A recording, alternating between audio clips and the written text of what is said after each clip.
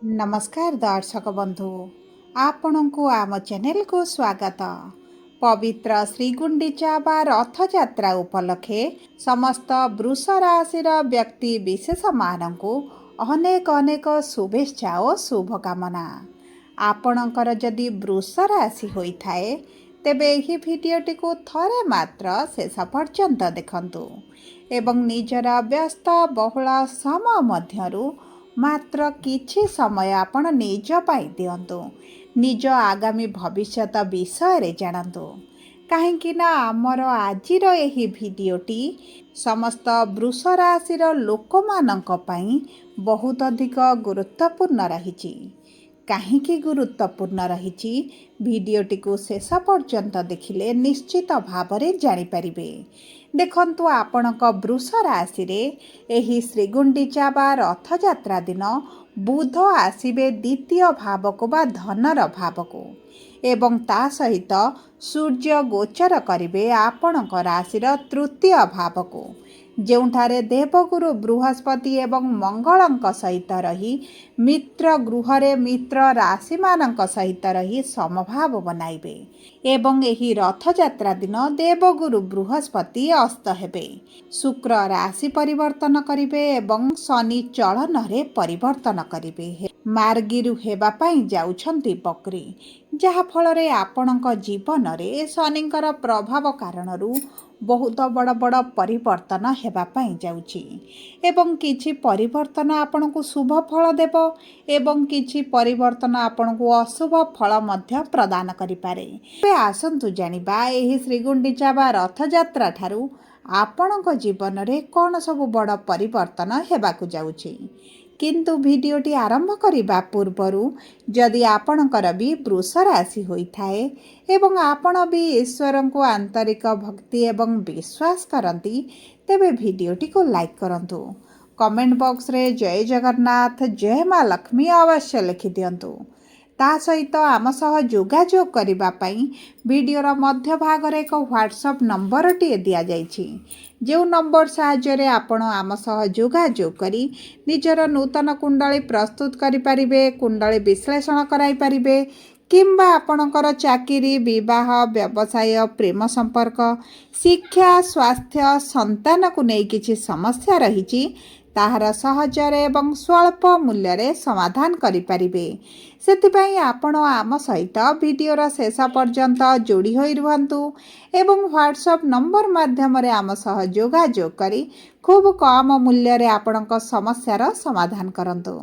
एबे आसंतु कार्यक्रमटी को आग को बढ़ाइबा एवं जानिबा एही जुलाई मास 16 तारिख दिन बा एही रथयात्रा परठारु प्रमुख ग्रह मानकर परिवर्तन आपणक जीवन रे केउ केउ क्षेत्र रे बड़ परिवर्तन आनिबो। देखंतु आपणक जीवन रे विशेष भाव रे आर्थिक समस्याटी लागी रहुतिला। आपण अर्थ रोजगार करुथिले किंतु आपणक आय अपेक्षा व्ययटी अधिक रहुतिला। स्वास्थ्यगत समस्या आपण देखुथिले, ऋणर भार आपणक उपरे बढ़ी चलीछि। परिवार मध्यरे विभिन्न गुड़िए कारण को नहीं खुशीर वातावरण रही नाही। विद्यार्थी माने शिक्षा क्षेत्र में बहुत अधिक समस्या दे गति करुछंती। चाकरी पई बारंबार चेष्टा करी निराशतार विफलतार सम्मुखीन हेउछंती। आपणकर अजथा खर्च गुड़ाए मध्य बढ़ी जाउछि। संतान संतति को नहीं आपण अत्यंत चिंतित रहिछंती। व्यापार रे आपणकर पूर्व भली लाभ हेउ नाही, एक प्रकार आपण लॉस मध्य देखुछंती। प्रेम जीवन रे दाम्पत्य जीवन रे आपणकर समस्या कलह लागी रहुछि। आपण मानसिक दुश्चिंता मध्य दे गति करुछंती।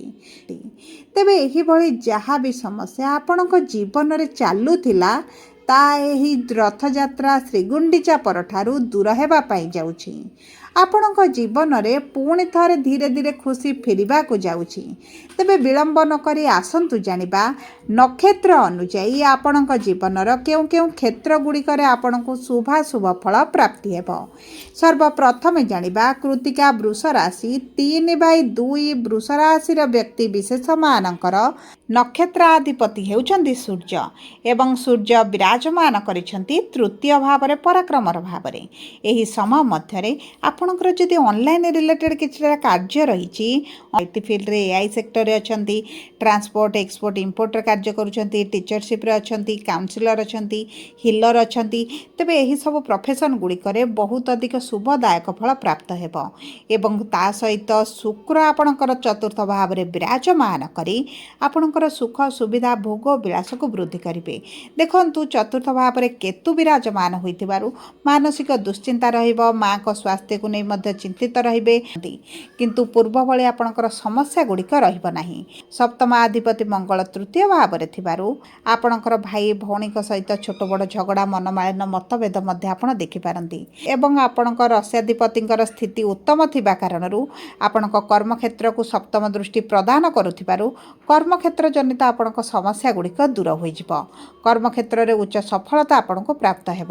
ନୂତନ ଚାକିରିର ଯଦି ସନ୍ଧାନରେ ରହିଛନ୍ତି ତେବେ ଆପଣଙ୍କୁ ଉତ୍ତମ ଫଳ ପ୍ରାପ୍ତ ହେବ, ପଜିଟିଭ୍ ରେସ୍ପନ୍ସ ଆପଣଙ୍କୁ ମିଳିଯିବ। ଏବଂ ଦେଖନ୍ତୁ ଯଦି ଆପଣଙ୍କର ପୂର୍ବରୁ ଚାକିରି କ୍ଷେତ୍ରରେ ଅଛନ୍ତି କିମ୍ବା କିଛିଟା ପରିବର୍ତ୍ତନ ଚାହୁଁଥିଲେ ହେଇପାରୁନଥିଲା, ତେବେ ଆପଣଙ୍କୁ ଏହି ରଥଯାତ୍ରା ପରେ କିଛି ନା କିଛି ପରିବର୍ତ୍ତନ ଦେଖିବା ପାଇଁ ମିଳିପାରେ।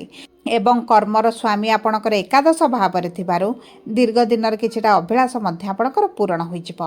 ଏବେ ଆସନ୍ତୁ ଜାଣିବା ରୋହିଣୀ ବୃଷ ରାଶି 4/2 ବୃଷ ରାଶିର ବ୍ୟକ୍ତି ବିଶେଷମାନଙ୍କର ଚନ୍ଦ୍ର ହେଉଛନ୍ତି ନକ୍ଷତ୍ରାଧିପତି ଏବଂ ଚନ୍ଦ୍ରମା ଆପଣଙ୍କର ତୃତୀୟ ଭାବର ସ୍ୱାମୀ ଦେବଗୁରୁ ବୃହସ୍ପତି ଚନ୍ଦ୍ରମାଙ୍କ ରାଶିରେ ବିରାଜମାନ କରିଛନ୍ତି, ଯେଉଁ କାରଣରୁ ଚନ୍ଦ୍ରଙ୍କର ପଞ୍ଚମ ଦୃଷ୍ଟି ଆପଣଙ୍କ ବିବାହର ଭାବରେ ଥିବାରୁ ବିବାହ ଆପଣଙ୍କର ଠିକ୍ ହୋଇଯିବାର ବହୁତ ଅଧିକ ସମ୍ଭାବନା ଅଛି କିମ୍ବା ଆପଣଙ୍କର ଅଚାନକ ବିବାହ ମଧ୍ୟ ଠିକ୍ ହୋଇପାରେ। ଆପଣଙ୍କର ଯଦି ପୂର୍ବରୁ ପ୍ରେମ ସମ୍ପର୍କରେ ଥିଲେ ପ୍ରେମ ବିବାହ କରିବା ପାଇଁ ଚାହୁଁ ତେବେ ଏହି ସମୟ ମଧ୍ୟରେ ଆପଣଙ୍କ ବିବାହ ହୋଇପାରେ କିମ୍ବା ଆପଣଙ୍କ ପରିବାର ଲୋକଙ୍କର ସହଯୋଗ ମିଳୁନଥିଲା, କୌଣସି ନା କୌଣସି କାରଣକୁ ନେଇ ଆପଣଙ୍କର ବିବାହରେ ବାଧାବିଘ୍ନ ଆସୁଥିଲା, ତେବେ ସେହି ବାଧାବିଘ୍ନ ଗୁଡ଼ିକ ଦୂର ହୋଇଯିବ। ବିଦ୍ୟାର୍ଥୀମାନଙ୍କ ପାଇଁ ଉତ୍ତମ ସମୟ ରହିଛି।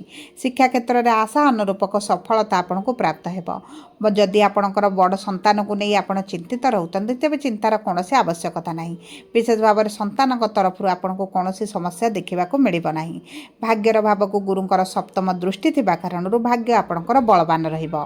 ଏବେ ଆସନ୍ତୁ ଜାଣିବା ମୃଗଶିରା ବୃଷ ରାଶି 5/2 ବୃଷ ରାଶିର ବ୍ୟକ୍ତି ବିଶେଷମାନଙ୍କର ମଙ୍ଗଳ ହେଉଛନ୍ତି ନକ୍ଷତ୍ରାଧିପତି ଏବଂ ମଙ୍ଗଳ ବିରାଜମାନ କରିଛନ୍ତି ଆପଣଙ୍କ ରାଶିର ତୃତୀୟ ଭାବରେ ଏବଂ ମଙ୍ଗଳ ଆପଣଙ୍କର ଦ୍ୱାଦଶ ଭାବର ସପ୍ତମ ଭାବର ସ୍ୱାମୀ ହୋଇଥିବାରୁ ଆପଣଙ୍କର ଯଦି ବିଦେଶ ଯାତ୍ରା କରିବାର କିଛିଟା ସମସ୍ୟା ଆସୁଥିଲା ତାହା ଦୂର ହୋଇଯିବ।